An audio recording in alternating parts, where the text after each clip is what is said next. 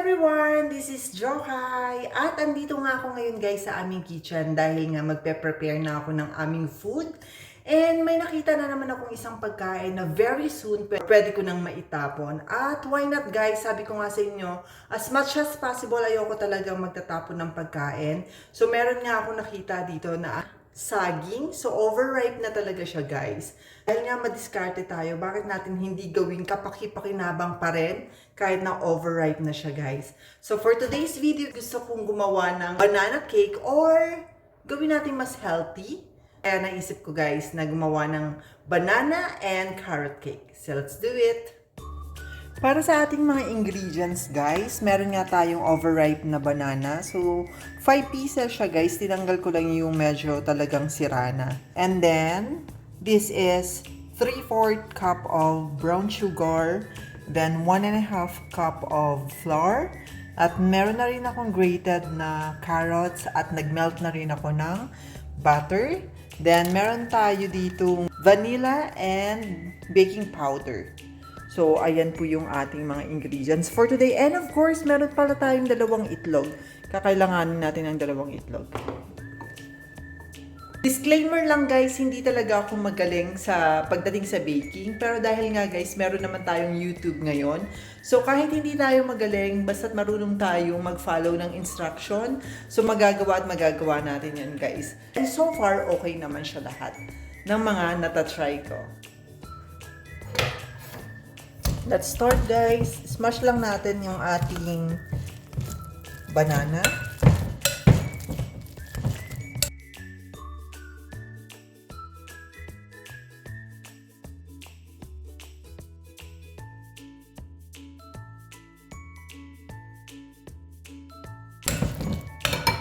Next ang ating sugar.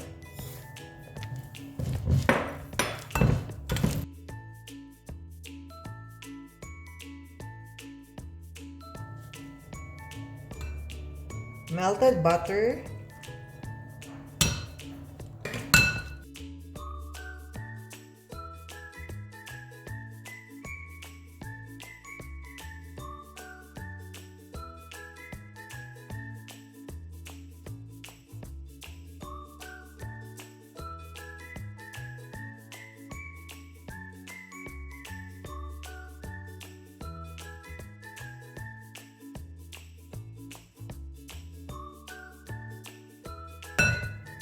Eggs.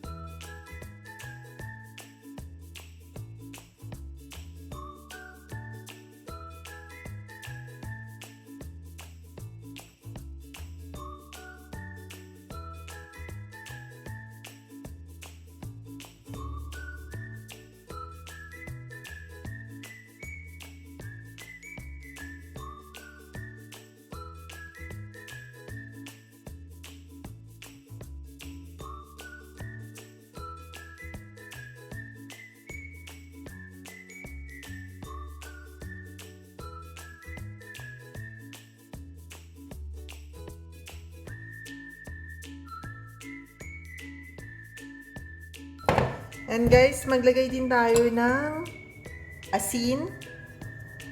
Konting asin and cinnamon powder. Nakalimutan kong ipakita sa inyo. So, maglagay tayo ng cinnamon powder. Ayan.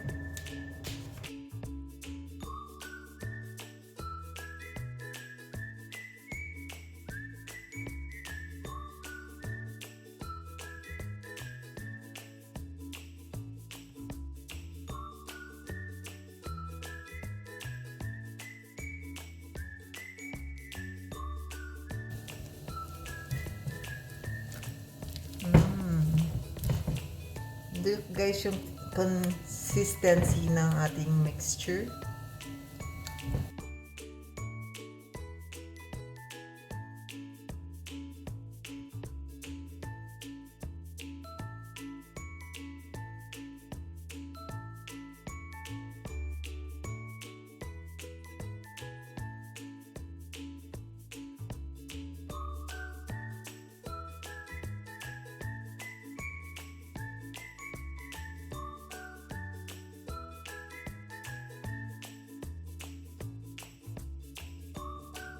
So guys, ito ang aking baking pan na gagamitin.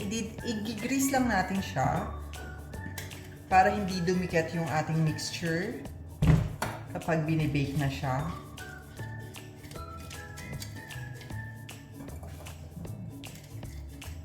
Pwedeng melted butter, pwede na rin namang oil.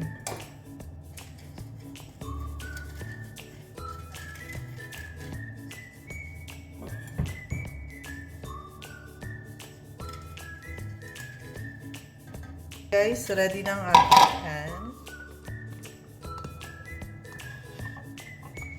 Ready na ang ating pan guys at ilalagay na natin ang ating mixture.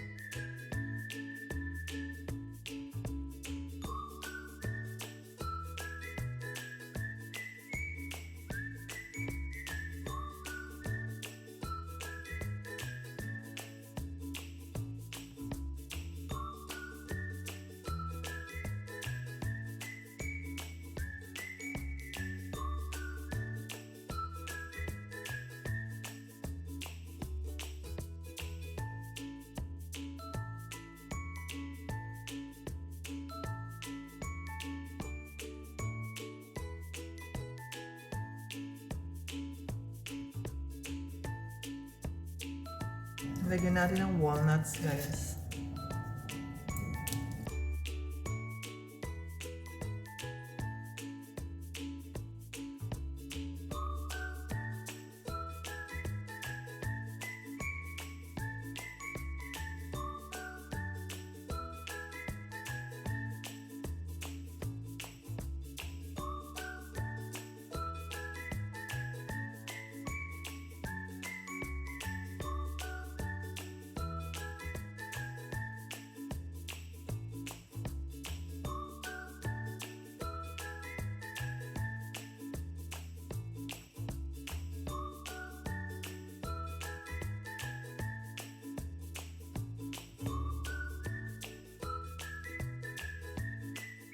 So, ito na nga guys, ready na ang ating mixture. Nakapag-preheat na rin ako ng oven sa 180 degrees Celsius.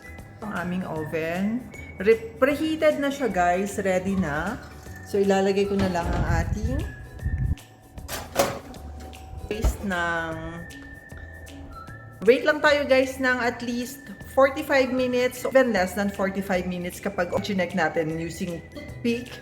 So, yun. Let's see.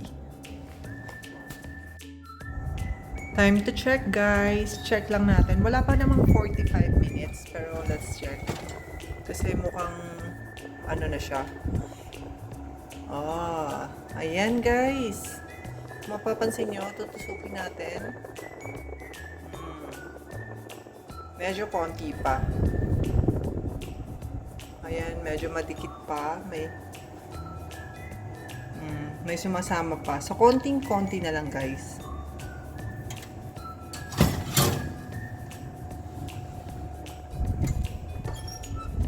Check natin ulit, guys. I think okay na siya ngayon.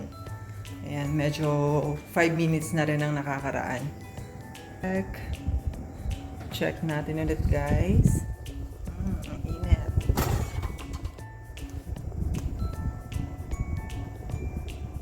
Oops!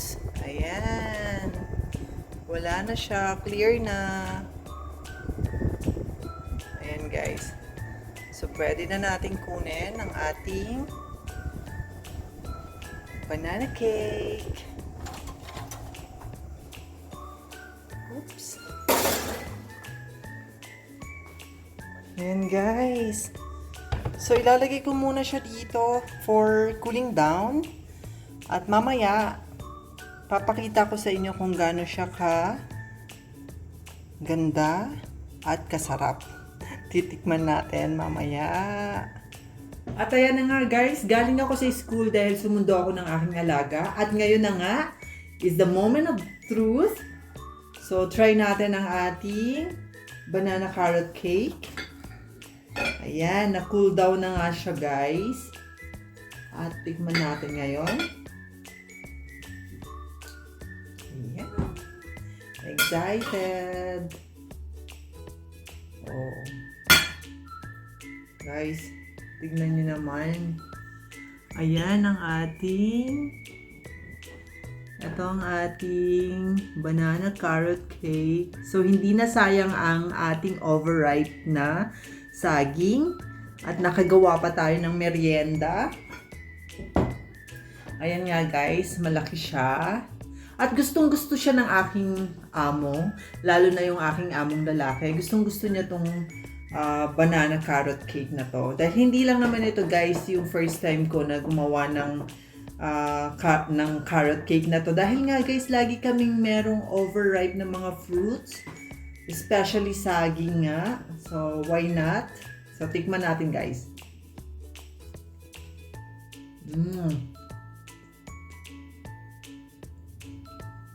Ang sarap, guys. Ayan.